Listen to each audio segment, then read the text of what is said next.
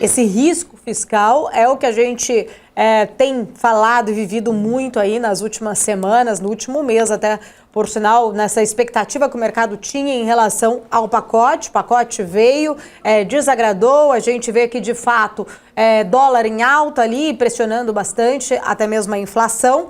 Entender um pouquinho da sua leitura, né? Até porque a grande expectativa seria desse pacote reancorar as expectativas do fiscal e até então a gente não vê isso acontecendo. Primeiro, entender como que você avalia essa questão do risco, até mesmo da inflação, né, se tornar mais estrutural no Brasil. A qual distância estamos de um cenário de dominância fiscal, aonde ali o Banco Central pode subir os juros, mas não vai conseguir reancorar essas expectativas inflacionárias? Olha, Paulo, nós já estamos vivendo praticamente esse cenário de dominância fiscal, né? Bom, primeiro o seguinte, o governo anunciou o pacote fiscal. O pacote sempre é bem-vindo, porque é uma forma do governo sinalizar que vai tentar fazer a lição de casa. O problema é que ele fez de novo, né? Ele divulgou de forma atabalhada. Ao invés de ele falar a questão da renda um pouco mais para frente, da isenção, que era uma promessa de campanha do presidente Lula, ok, isso tem que ser cumprido em algum momento, mas não agora. Eu acho que o governo errou na comunicação. Isso tinha que aguardar em algum momento. Ainda que isso também estivesse no plano de revisão do cenário de renda por parte do Ministério da Fazenda. Mas não era o momento. Errou ali na comunicação.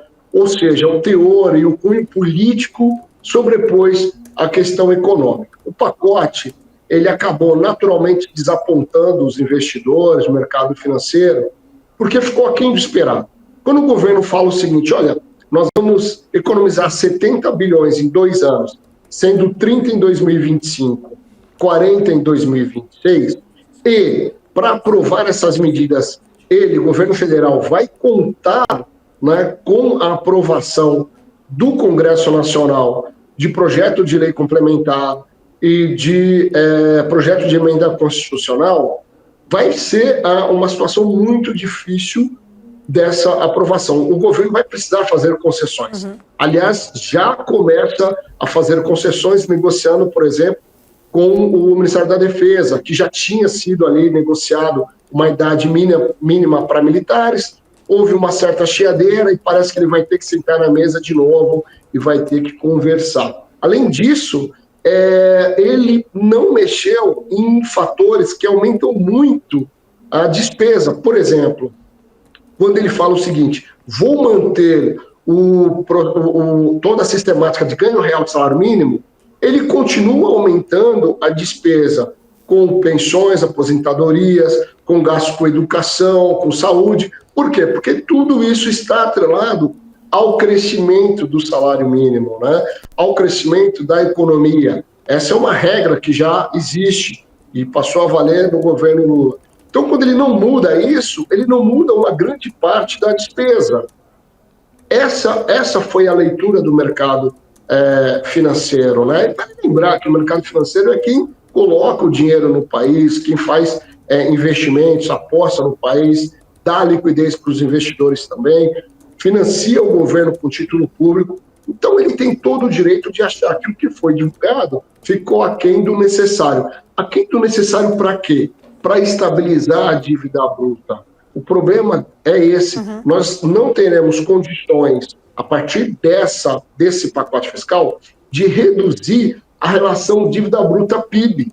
O Brasil não vai conseguir fazer resultados primários suficientes para equilibrar a relação dívida-PIB, né, nos próximos anos. Então, a gente acaba olhando e vendo que a trajetória da relação dívida-PIB ela acaba sendo muito maior do que o desejado. Então, esse endividamento vai colocando uma certa camisa de força no governo em termos de investimento. E aí não tem outra saída para a economia brasileira segurar a inflação, se não aumentar a taxa de juros.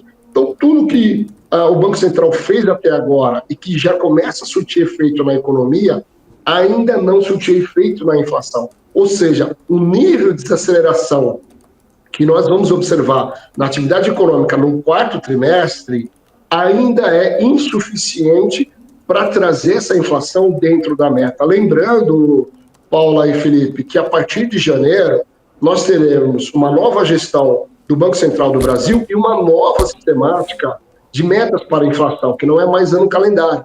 Então, o Gabriel Galípolo, o novo presidente do Banco Central, a partir de janeiro, terá que ter uma rédea muito mais curta, já que o governo não apresentou um pacote fiscal crível e consistente. Que, aliás, eu acho que ele poderia ter complementado isso, anunciando, por exemplo, um grande plano de desestatização das empresas estatais federais, que ele não vai fazer, não.